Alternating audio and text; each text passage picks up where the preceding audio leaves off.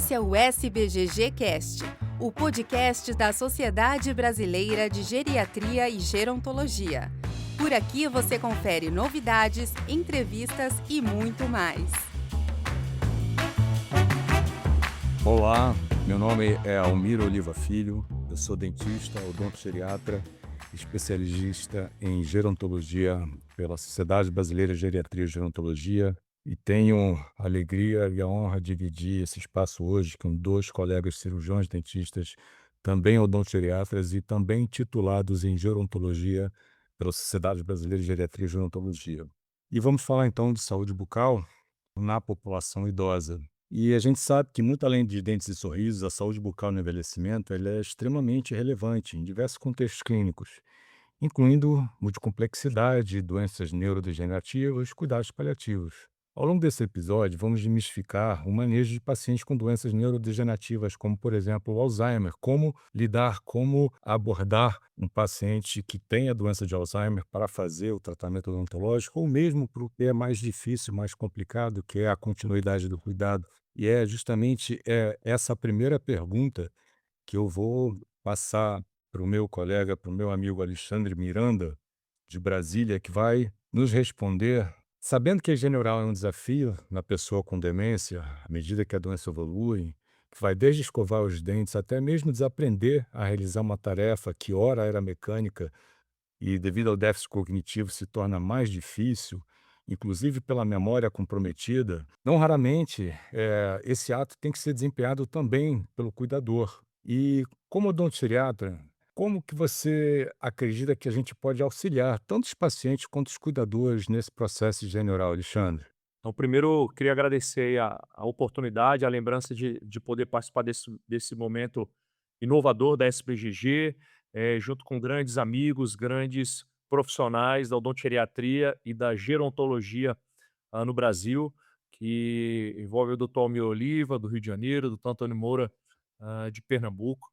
Então, eu acho que o primeiro papel, quando a gente pensa no contexto da demência, é a gente ter o entendimento que o quadro demencial, até para a finalidade do suporte odontológico, a gente precisa ter essa visão de que a demência ela tem algumas fases, e principalmente a partir dessas fases, em que mais inicial, mais moderada e até o momento da fase mais avançada do quadro demencial, é muito importante as ações educativas, preventivas no contexto, dos cuidados orais.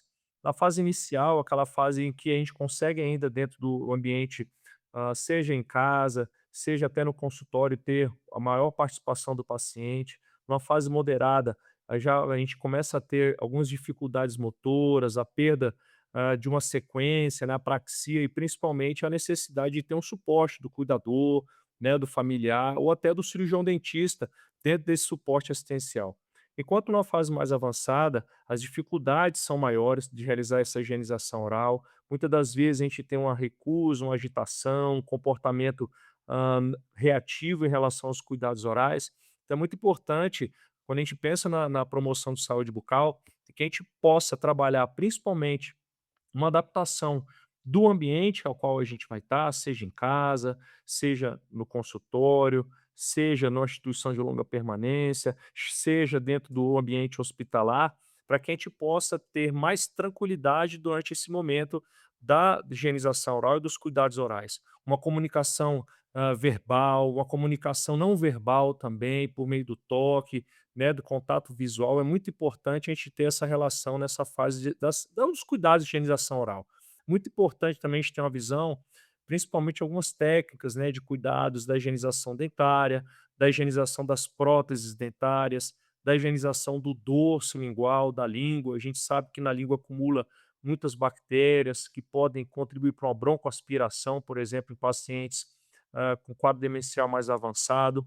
Uma fase também importante, o cirurgião dentista tem um papel junto, por exemplo, com a própria terapia ocupacional, de adaptar as escovas, de orientar em relação à utilização de escovas com a cabeça pequena, cerdas macias, e que possam gerar menos impacto e desconforto na higienização oral de uma maneira geral, né. Então, quando a gente pensa num quadro de demência, a saúde bucal ela deve ter um olhar menos é mais. penso que é um olhar em que a gente possa realizar uma ação de cuidados orais efetivas e principalmente tentar que o suporte da odontologia ou da saúde bucal não seja um peso, tanto para o paciente, tanto para o cuidador, quanto para o familiar. Atividades lúdicas, aproveitar o momento do banho para realizar esses cuidados orais, a higienização. E um outro pilar também que eu acho importante e compartilho com vocês, é preparar o cuidador, né, o familiar, que muitas das vezes, às vezes vai ter medo, receio de ter acesso à cavidade bucal, às vezes vai ter, aversão, né, nojo de ter acesso à cavidade bucal.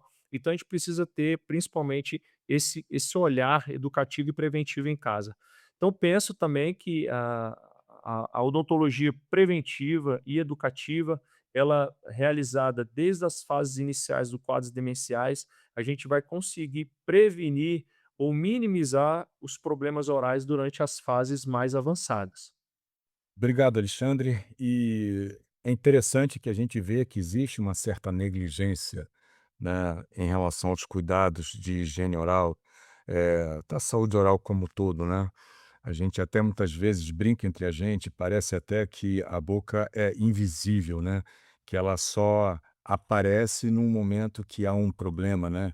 E muitas vezes acaba sendo um momento de chegada de um odontogeriatra para atender, principalmente os idosos mais frágeis, né? Quando há um problema, quando há realmente uma questão importante de dor, um dano verdadeiro, né?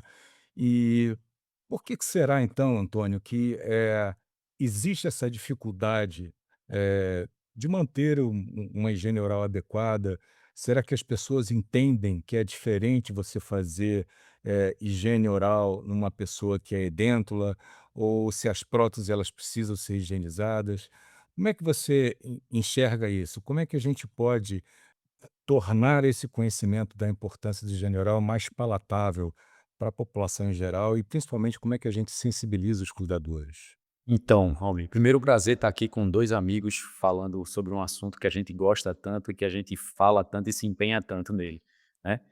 Eu acho que, na minha opinião, eu acho que a gente precisa partir, como o próprio Alexandre falou, da base da educação continuada, né. Então, a gente precisa fazer entender, não só os profissionais de saúde, como a população, sensibilizar a população como um todo, que a saúde bucal na pessoa idosa, ela precisa ser compreendida dentro do conceito de cuidado integral, né, especialmente no conceito das doenças crônicas não transmissíveis, como a gente falou muito aqui, né. A cavidade oral, ela não é um compartimento isolado, ela participa ativamente de mecanismos inflamatórios, nutricionais, infecciosos, funcionais e que impactam diretamente na evolução dessas condições, né. Mostrar para a população em geral, para as equipes médicas, multis e cuidadores, que a doença periodontal, por exemplo, né, dos idosos, que é muito prevalente em idosos, elas são fonte de mediadores inflamatórios, né, e que em pacientes como diabéticos, por exemplo, né, esse processo infeccioso bucal, não só a doença periodontal, como outra infecção odontogênica,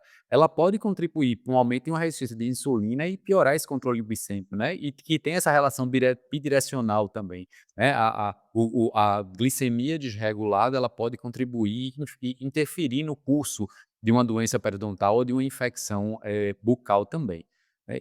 Além disso, a saúde da boca, ela vai impactar diretamente a capacidade básica de vida, né, daquele paciente, que é a capacidade de se alimentar, consequentemente no seu estado nutricional. Então, o idoso com dor, com infecção, com alteração salivar, que é muito comum a gente observar também, próteses mal adaptadas, perdas dentárias importantes, eles tendem a reduzir, a sua ingesta, tem um impacto na sua formação do bolo alimentar, né, mastigação, consequentemente deglutição, né, e aqueles alimentos mais fibrosos e proteicos, eles ficam mais difíceis de serem mastigados, né. Então, isso, não apenas prejudica esse controle metabólico no diabético, como eu falei, por exemplo, como também contribui para a sarcopenia, a fragilidade e essa piora global da funcionalidade, né. Então é muito importante a gente sensibilizar as equipes multis e médicos geriatras e cuidadores que estão envolvidos naquele cuidado do paciente, para que eles tenham essa noção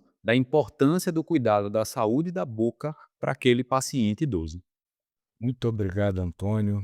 E nós sabemos, né, que muitas vezes determinado perfil de paciente que a gente atende, na maioria das vezes, a gente não vai conseguir contar com a colaboração ou mesmo com a compreensão do nosso paciente em relação à importância e por que fazer o tratamento. E aí, num momento como esse, Alexandre, eu te pergunto, quando é que a gente entende que lançar mão do suporte de um médico para fazer para a gente uma sedação endovenosa ou mesmo no ambiente hospitalar, uma vez definido que é o melhor caminho, fazer o tratamento odontológico sob anestesia geral. Como é que a gente lida com isso? Como é que a gente comunica isso para a equipe, para as famílias? Como é que a gente lida com isso, Alexandre? O que acontece, quando a gente pensa aí, Almir, na quadro mais avançado, principalmente quadro mais moderado e avançado dos quadros demenciais, a gente sabe que muitas das vezes a gente vai ter, né, a não cooperação ou a cooperação mínima, né, para ter o cirurgião dentista ter acesso à cavidade oral. A gente sabe também que muitas vezes esses pacientes precisam de muitas condutas clínicas, né, existem muitas necessidades odontológicas a serem feitas, porque muitas das vezes esse paciente não teve uma ação educativa e preventiva de visita ao dentista, de ter uma rotina com foco na saúde bucal, ou as dificuldades em casa mesmo de manter esses cuidados, principalmente a falta de cooperação ou de capacidade cognitiva em entender um pouquinho sobre esse processo, né, da saúde bucal, de poder questionar, dor, questionar, sofrimento por causa de problemas orais. Então a gente sabe que o quadro demencial, em uma fase mais moderada, avançada, ela impacta diretamente não só a saúde bucal do paciente, mas também a sua qualidade de vida. A gente também não pode esquecer que, nós temos, né, pacientes idosos, pessoas idosas, as quais têm as suas comorbidades, têm as suas complexidades médicas associadas aos quadros demenciais. Então, quando a gente tem olhado uma sedação endovenosa em ambiente ambulatorial ou no ambiente hospitalar, ou até mesmo anestesia geral, a gente precisa ter principalmente uma relação interdisciplinar com a equipe da geriatria, com a equipe médica responsável, uma estratégia que eu sempre realizo em qualquer tipo de sedação, solicitação de um risco cirúrgico, de uma avaliação cardiológica para credibilidade de qualquer suporte assistencial. E muitas das vezes a gente consegue, por meio da sedação endovenosa, até da anestesia geral, conseguir realizar muitos tratamentos ou todas as necessidades do paciente, às vezes em sessão única, né. Então isso permite que o médico anestesiologista, ele consiga monitorar esse paciente e a preocupação da odontologia, principalmente nesses pacientes sob sedação ou anestesia geral, a gente consiga desenvolver todo um trabalho que esse paciente precisa. E a partir daí a gente começa um olhar preventivo e de cuidados orais. Então é uma estratégia que a gente realiza, e a gente também precisa ter essa visão que muitas das vezes a gente tem pacientes hospitalizados e diante dessa estratégia, a anestesia geral, o suporte, né, vai ser primordial, com o principal objetivo de monitoramento, de suporte de cuidados e que a odontologia possa atuar com segurança clínica e principalmente tentar resolver os procedimentos ou as necessidades odontológicas que esses pacientes necessitam. Lembrando que o principal foco, a gente pega principalmente o olhar de pessoas idosas fragilizadas, é a eliminação de focos de infecção, processos inflamatórios, dor, lesões orais que possam ter um impacto direto e ou indireto na qualidade de vida dessas pessoas e é que a gente possa atuar de uma maneira interdisciplinar e integrada, não só com a equipe médica, mas também com a família, cuidadores e todos os envolvidos. Muito obrigado, Alexandre. A gente sabe, né, Alexandre, que tem situações que se não fosse o suporte do médico para viabilizar o paciente para o nosso trabalho, o sofrimento seria maior para todos, né.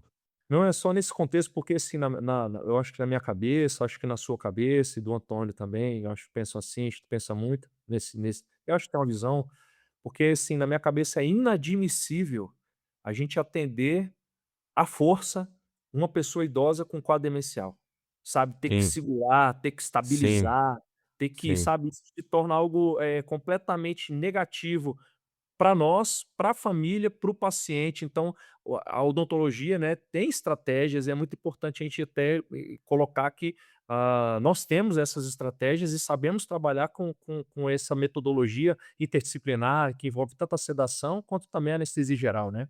Só para dar um adendo, Ami, só para complementar vocês, eu acho que a gente precisa, muitas vezes, é quebrar um tabu que existe em relação ao preconceito de botar um idoso dentro de um bloco cirúrgico.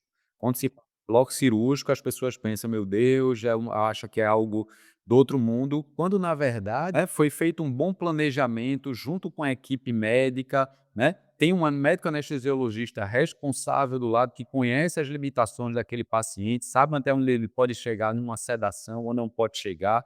Enfim, então o bloco cirúrgico é o lugar mais seguro para se atender um idoso demenciado em fase avançada. Muito mais seguro do que fazer, muitas vezes, em domicílio, dependendo do quadro do idoso, né? Ou até no consultório odontológico mesmo. Bom, e aí, dentro desse universo, Antônio, a gente tem que falar, não pode deixar de falar de cuidados paliativos. E aí a gente já nos depara com a primeira barreira, né? E já há bastante tempo, a gente está nessa aí há muitos anos. Já desde o momento que eu fiz a minha formação de cuidados paliativos, a primeira coisa que me chamou a atenção é que os cuidados com a boca aparecem no Palliative Scale, né, o PPS, lá nos 20%. Ou seja, eh, se nós estivéssemos elencados um pouco antes, ou seja, até mesmo antes do paciente se tornar elegível para cuidados paliativos, quem sabe nós não preservaríamos uma qualidade de vida maior para esse paciente e não manteria a via oral dele por mais tempo. É justamente sobre isso que eu queria te perguntar, Antônio. Fala um pouco do nosso papel, né, do nosso contexto de odontogeriatra dentro de uma equipe de cuidados paliativos. Então, Mi, isso é extremamente importante, toda a equipe entender o quanto é necessário a presença do cirurgião dentista dentro da equipe multiprofissional de cuidados paliativos, bem como dentro de uma equipe multiprofissional de uma enfermaria ou de um serviço de odontologia, de geriatria dentro de um hospital, para cuidar daquele paciente. Então, do ponto de vista preventivo, um dos principais papéis nosso é a redução de um risco de infecção sistêmica, né? Principalmente quando a gente pensa nas pneumonias aspirativas, a gente sabe que aquele biofilme ele pode, em pacientes que estão em estágios mais avançados, ele pode estar contaminado, né? E principalmente em pacientes disfágicos, enfim, ele pode se tornar um colonizado por patógenos respiratórios e se tornar uma fonte de pneumonia, né? Então a gente está lá para implementar esses protocolos estruturados de higiene oral junto com a equipe multiprofissional de cuidados paliativos, nas indicações de antissépticos, nas indicações de substitutos salivares, né, no controle mecânico do biofilme, orientar para que a equipe multiprofissional, a equipe técnica principalmente, ele possa implementar, né, junto com a equipe técnica de enfermagem, da enfermagem, enfim, como um todo, né, implementar esses protocolos de cuidado. Né. Um outro eixo fundamental é o manejo dos sintomas orais, né, que é extremamente prevalente em pacientes em fim de vida. Alterações salivares, reduções salivares, de salivação, xerostomia, mucosites, infecções fúngicas como a candidíase, úlceras traumáticas, ou até dor mesmo de origem odontogênica, né? Esses sintomas eles impactam diretamente na capacidade de comunicação, na aceitação alimentar e no conforto global do paciente. E muitas vezes, infelizmente, ainda são subvalorizados e subdiagnosticados, né? Principalmente quando estão diante de equipes que não têm essa visão multiprofissional e da importância do papel da odontologia, né. Então, assim, eu acho que nós, como odontogeriatras, dentro da equipe de cuidados paliativos, é importante a gente saber que a gente está ali para fazer o manejo desses sintomas orais, que esse manejo pode ser através da estruturação e implementação de protocolos de higiene e de hidratação daquele paciente, controle de infecções, como também, muitas vezes, a gente precisa fazer uma intervenção invasiva, né? Então, a gente precisa muitas vezes fazer uma intervenção cirúrgica invasiva para poder tirar a dor daquele paciente. Isso, claro, muito bem planejado, né? Então, eu acho que a gente tem um papel educacional e de integração também, né? A odontogeriatria, ela contribui com a equipe multiprofissional para que ela reconheça a boca como parte do cuidado integral, né? Além de orientar familiares, cuidadores, né? Em relação a todas essas medidas que a gente falou, mesmo com pacientes em fase final de vida. E essa parte que você falou aí, Antônio, só para poder, se eu puder somar, que normalmente a odontologia ela só é lembrada no momento crítico, naquele momento do sofrimento, daquela boca cheia de crosta, seca, com lesões, sabe, aquela com a falta do cuidado, aí sim a gente entende, né, que, a odontologia é chamada. Então é um grande desafio ainda, né, quem trabalha com cuidados paliativos, colocar a saúde bucal, colocar a odontologia integrada no suporte da excelência do cuidado, né. E eu acho que Alexandre, é a visão do cirurgião dentista, certo? É claro que a gente treina a equipe técnica de enfermagem, a gente treina a equipe de cuidadores, mas a gente precisa ter um cirurgião dentista de rotina dentro daquela equipe acompanhando, né. Eu tive um caso recente também de uma paciente que verbalizava a dor o tempo todo, tinha um déficit cognitivo moderado, era uma paciente em cuidados paliativos já em fase avançada, mas que estava sem se alimentar e verbalizando dor, e a família achando, até a família de médicos também, achando que era algum problema mais sério de infecção. E quando eu vi lá, era um bordo cortante de um dente que tinha fraturado e estava cortando a língua dela, né, e fazendo uma úlcera aftosa ali, e ela não conseguia verbalizar direito o que estava sentindo, só conseguia verbalizar que estava sentindo dor e não se alimentava. Então, uma intervenção extremamente simples, que é um arredondamento de bordo, uma laser terapia de baixa intensidade, que é uma fotobiomodulação que a gente pode fazer ali, que dá uma analgesia, acelera aquele processo de cicatrização, traz um conforto para a paciente. Quando eu terminei esse atendimento, eu até falei de um dia desses, quando eu terminei esse atendimento, a paciente olhou para mim, quando eu estava indo embora, ela me chamou e fez: "Olha, você salvou a minha vida". Então imagina a dor que essa paciente e o quanto de desconforto essa paciente estava sentindo por conta de uma simples borda cortante de um dente que estava fazendo uma úlcera na língua dela, né. Então quanto é importante isso aí. E não foram poucas as vezes que nós nos deparemos com essa situação, né.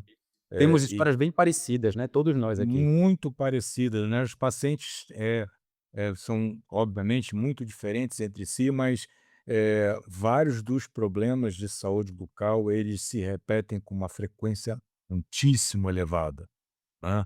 E você trouxe agora justamente um dos casos que a gente sabe que é o que mais traz sofrimento, né.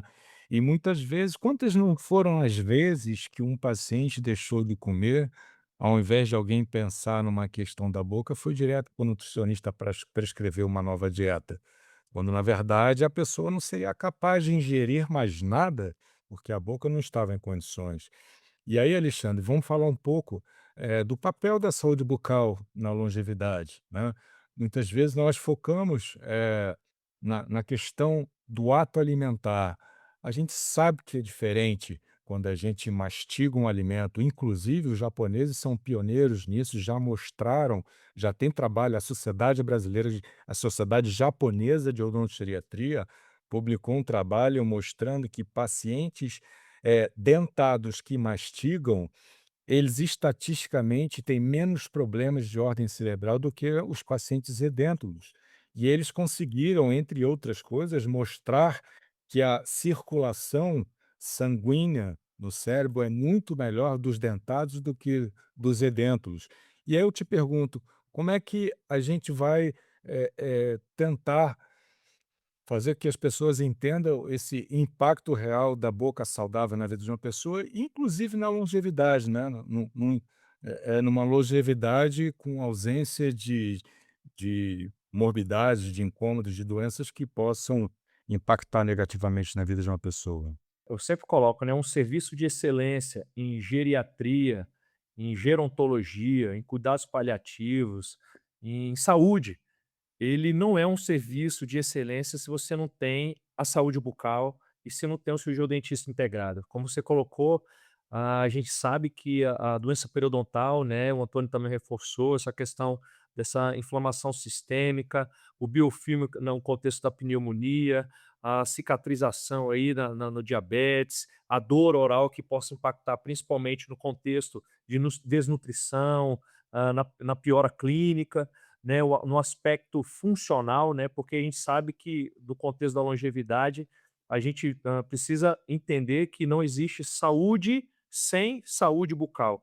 E na pessoa idosa, a gente vai ter realmente esses reflexos orais impactando de uma maneira mais agressiva, vamos pensar assim. Então, por isso essas ações, de educação, de integração da odontologia com todas as equipes, faz com que a gente possa ter um olhar também em que a longevidade funcional, a longevidade estética, a longevidade de a absorção dos alimentos possa impactar principalmente vindo da cavidade oral. Mas também, quando a gente pensa na saúde bucal, a gente precisa entender que a saúde bucal, a odontologia, ela interfere no contexto biopsicossocial da pessoa idosa.